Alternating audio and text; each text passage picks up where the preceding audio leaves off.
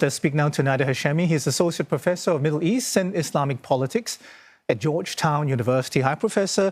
Good to see you again. Let's start with the latest comments from President Trump. He says that big wave is yet to come, adding he's not ruling out troops on the ground. So I'm wondering, do you think that's just pressure talk on Iran or a significant change in his quick in, quick out strategy that we've heard about before? Yeah, that's a good question. Donald Trump is known for it. He was expected to engage in some sort of dramatic strike on Iran, similar to what he's done before, when in 2020 he assassinated Iran's leading general, when more recently in Venezuela he staged this capture of the Venezuelan, president. Now, we were expecting a similar type of operation, but it seems like, according to what Donald Trump is saying today, that he's not interested in a short war. He's interested in something much bigger, much larger. And that does actually make sense to me. I think the goal here, as Donald Trump has said, is to really degrade and eradicate Iran's military capabilities, to weaken it as a state, to prevent it from being able to project power beyond its borders, in the hope that when this war is over, American interest and Israeli interest will reign supreme over the entire Middle East, and American allies could feel more secure in the region. I think that's very much the goal and the objective. And there's a sense, and this is in the reporting, that the time to strike was now, because Iran was at its weakest point in its 47-year post-revolutionary history, with a broken economy, its people in revolt, its allies in disarray. I think that's very much the strategic objective. And Donald Trump sort of confirmed that today in his remarks. Yeah, talking about those remarks, it's the first time really that the president's laid out, his real objectives for this, four main ones. And he insists the U.S. will keep fighting until its objectives are achieved. Professor, what does mission success look like for Israel and the United States? And will the two remain aligned for the long term on Iran? There's close alignment and coordination. There's an article that just appeared in the New York Times. It's called "How Trump Decided to Go to War." It's written by all of the leading, journalists in the New York Times. It was just released a few hours ago. And if you read the article basically confirms that it was the key role played by Benjamin Netanyahu in convincing Donald Trump to go to war, and none of Trump's close inner circle or his advisors opposed that idea. So that just highlights the point here about the close coordination between the United States and Israel, and particularly this president and Benjamin Netanyahu. And I think the objectives, or what mission accomplished would look like, is very much what I just said a moment ago. They would ideally love to see regime change in Iran. I don't think that's an option, because the regime in Iran is very resilient, notwithstanding the losses it has suffered.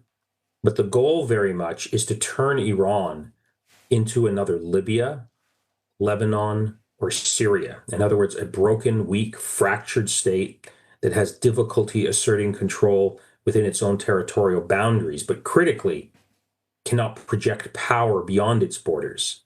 And that's very much the objective. And that's very much what Donald Trump has said today. And so if they can achieve that, which suggests, getting back to the earlier question, a much longer, profound, and more bloody campaign, that will be victory from the perspective of the American and Israeli government.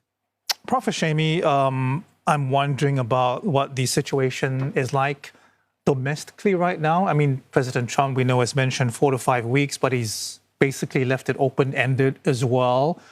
And we also know that even some of Trump's supporters are now, expressing uneasiness about the whole thing. So how do you see the president responding if this support, if the polling numbers keep falling away?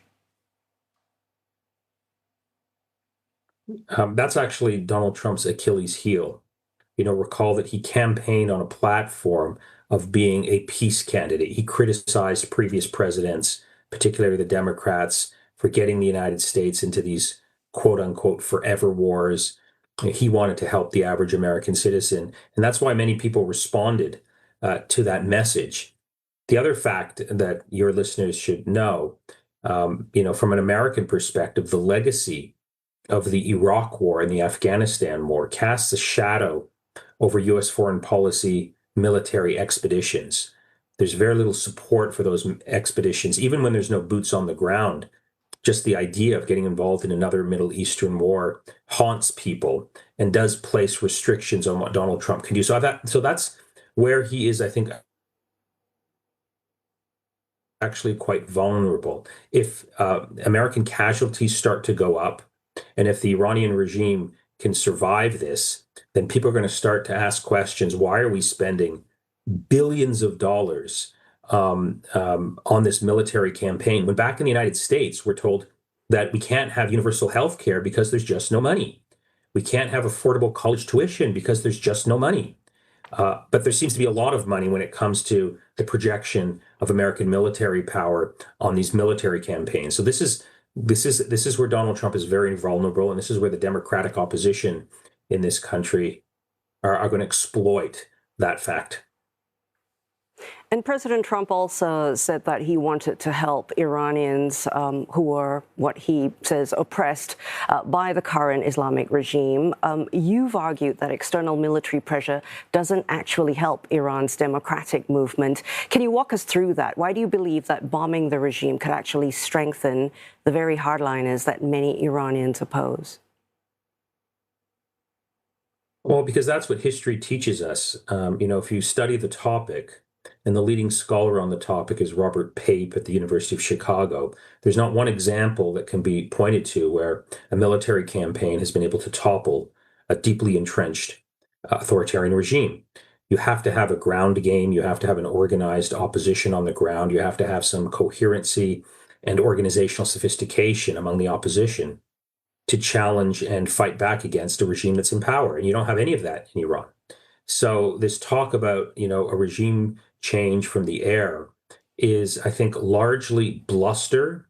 I consider it to be propaganda and a deliberate attempt to put a veneer of legitimacy on Donald Trump's military operation to make it seem as if it's guided by some emancipatory and noble goals, i.e., helping the Iranian people from living under this brutal regime in Tehran.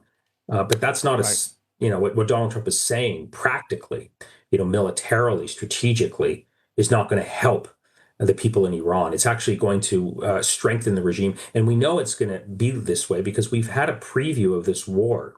In last summer, in June of last summer, the same countries attacked Iran in the middle of negotiations once again. And when it was all said and done, the Iranian regime emerged much more stronger. They were able to exploit themes of nationalism and external aggression to get people to rally around the flag, not necessarily rallying around the regime, but get people to sort of oppose external aggression. And then they became more brutal in the aftermath. Right. And the people in society were left impoverished. And that's, I suspect, going to be exactly the outcome when this war comes to an end.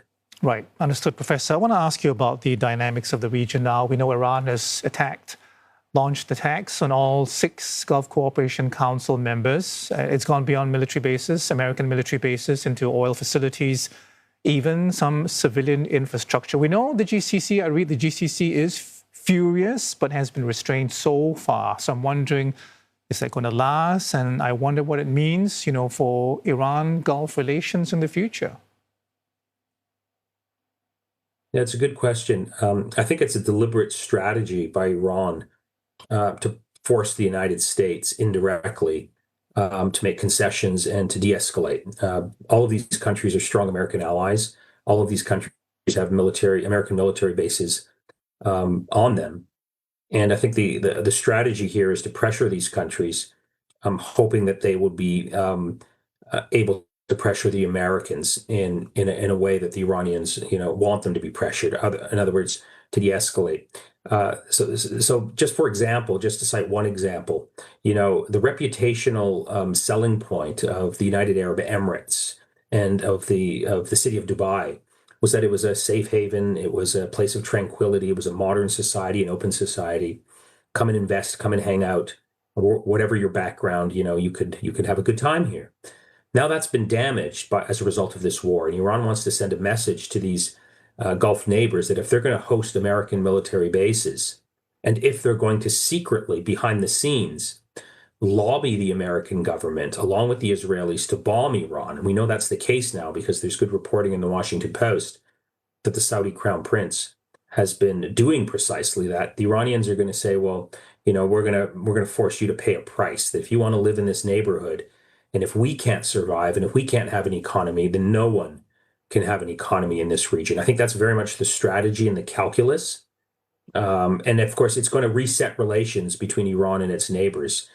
Things were moving in a relatively better direction. There was détente after a period of acrimony that characterized the relations between Iran and its GCC neighbors. But after this is all said and done, there's going to be a complete sort of, I think, new drawing board that everyone will have to gather around and figure out a new way to coexist. And I think Iran is deliberately trying to send that message, to its Arab neighbors that, either we all, live together in this region in harmony, but if one of us is going to be attacked and bombed and overthrown, then everyone is going to have to pay a price. I think that's the logic in Tehran today.